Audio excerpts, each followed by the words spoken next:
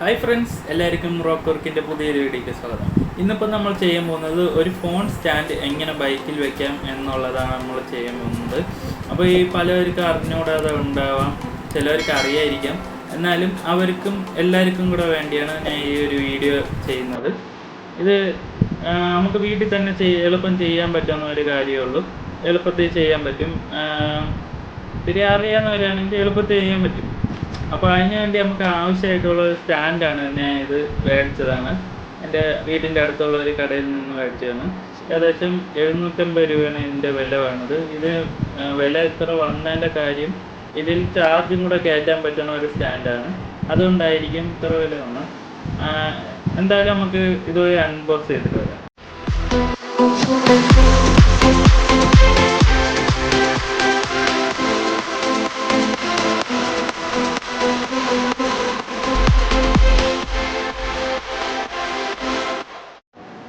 നമുക്ക് പെട്ടി തുറന്നപ്പോൾ നമുക്ക് സ്റ്റാൻഡ് ആദ്യമേ കാണാൻ പറ്റി.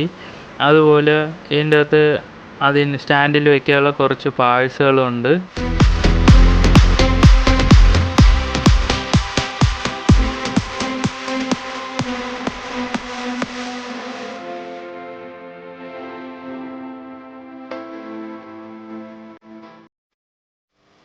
നമുക്ക് സ്റ്റാൻഡ് കവറിൻ്റെ അകത്തുനിന്ന് വെളിയിലെടുക്കാം.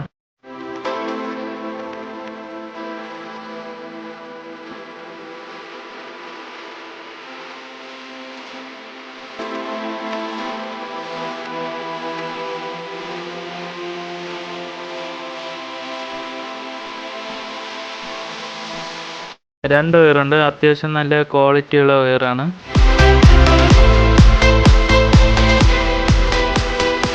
ഇതിൻ്റെ സ്പ്രിങ് നല്ല കട്ടിയുള്ളതുകൊണ്ട് ഫോൺ എളുപ്പം തെറിച്ചു പോകുന്ന പേടിക്കണ്ട.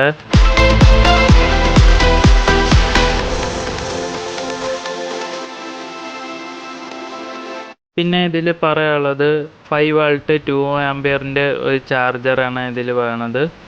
അതുകൊണ്ട് നല്ല അത്യാവശ്യം സ്പീഡിന് ചാർജ് കയറും. അതുപോലെ ഇതിലൊരു സ്വിച്ച് വെച്ചിട്ടുണ്ട്, നമുക്ക് ആവശ്യമില്ലാത്ത സമയത്ത് ഓഫ് ചെയ്യാം.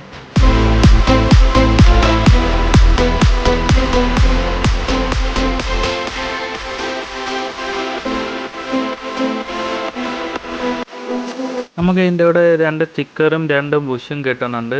അതിൽ ഒരു സ്റ്റിക്കർ എടുത്ത് നമുക്ക് ഇതിൽ ഒട്ടിക്കാം.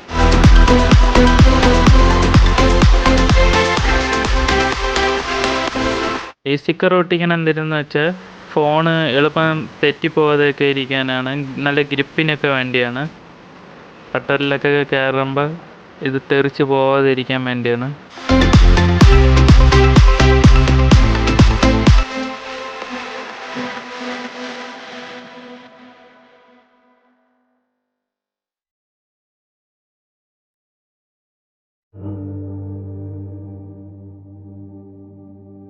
ഇനി നമുക്ക് ഈ സ്ക്രൂ ഊരണം. എന്നിട്ട് അതിൻ്റെ കൂടെ കിട്ടിയ ഒരു റബ്ബർ പോലത്തെ സാധനമുണ്ട്, അതെടുത്ത് ഇടണം. നിങ്ങൾ വീഡിയോ കാണുന്ന പോലെ ചെയ്യുക. എന്നിട്ട് നമുക്കിത് തിരിച്ചു വെച്ച് സ്ക്രൂ ടൈറ്റ് ചെയ്യാം.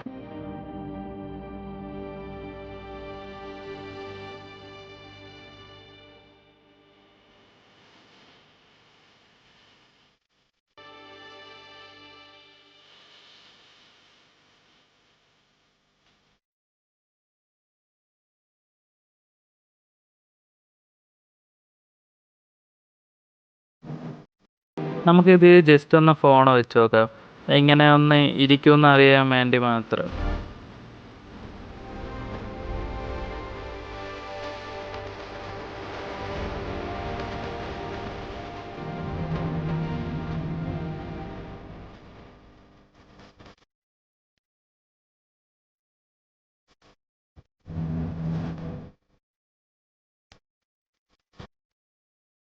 അപ്പോൾ നമുക്കിത് എങ്ങനെ ബൈക്കിൽ ഇനി വെക്കാൻ പറ്റുമെന്ന് നോക്കാം.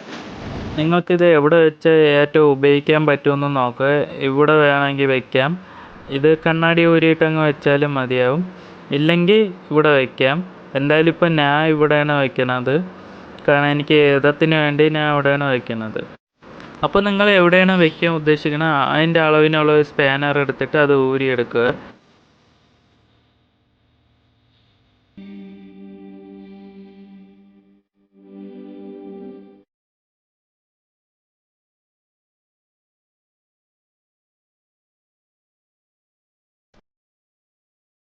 ഇനിയിപ്പോൾ നിങ്ങൾ ഊരി ഈ ബോൾട്ട് എടുത്ത് സ്റ്റാൻഡിൻ്റെ ആ ഹോളിൻ്റെ അകത്ത് കൂടെ ഇട്ട് തിരിച്ചു വയ്ക്കുക.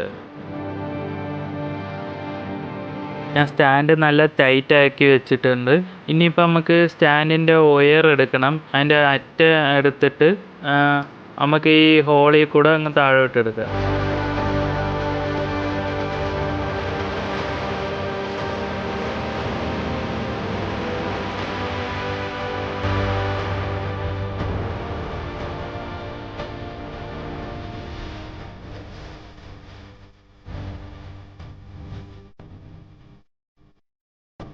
ഇനിയിപ്പോൾ നമുക്ക് ചെയ്യാനുള്ളത് സീറ്റ് ഊരി മാറ്റണം.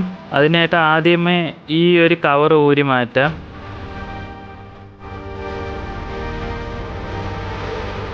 അതിനുശേഷം ഇവിടെ ഇതേപോലെ ഒരു സാധനം കാണും, അത് വലിച്ചെടുത്ത്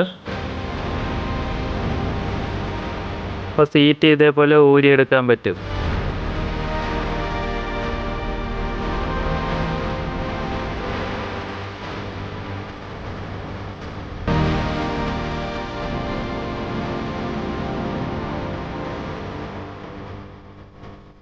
ഇനി നമ്മൾ ഈ വയർ എടുത്തിട്ട് ബാറ്ററിയുടെ അവിടെ അകത്തോട്ട് കൊടുക്കുക. ഇനി നമുക്ക് ബാറ്ററിയുടെ സ്ക്രൂ ഊരാം. 2 സ്ക്രൂ ഊരണം. പക്ഷേ എവിടെയും ടച്ച് ആവാൻ പാടില്ല. ടച്ചായ ബാറ്ററി ഷോർട്ടാവും. അത് ശ്രദ്ധിച്ച് ചെയ്യുക.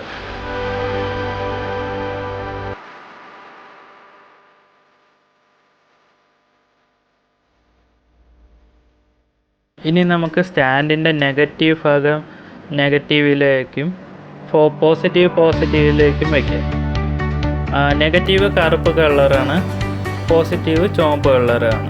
അത് ശ്രദ്ധിച്ചത് ബാറ്ററിയിലും അടയാളപ്പെടുത്തിയിട്ടുണ്ട്. ബാറ്ററിയിൽ അടയാളപ്പെടുത്തിയിട്ടില്ലെങ്കിൽ നിങ്ങൾ ഇത് നോക്കിയാൽ പ്ലസും മൈനസും നോക്കിയാൽ മതി.